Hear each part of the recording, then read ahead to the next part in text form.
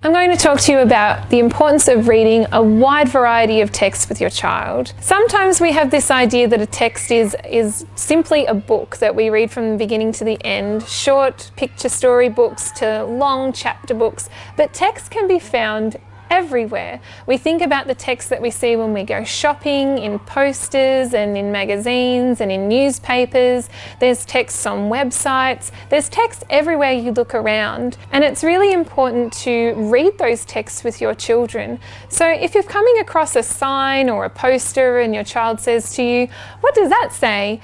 ask them to read it to you and then unpack that text together.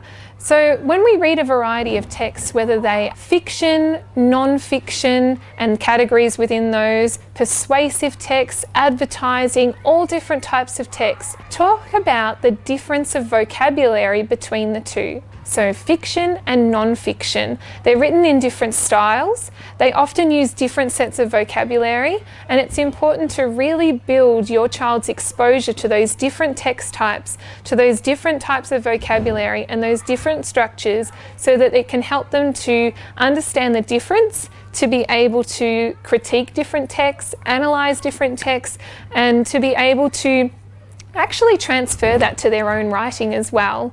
So whether it is the book that you share together, their take-home reader, or the guided reading that you do together, or if it's just when you're out and about in the community looking at different types of texts, make sure that you talk through with your child, what is that text that you see? What words do you notice? Why did that person write that text? It's all important for their broader comprehension skills.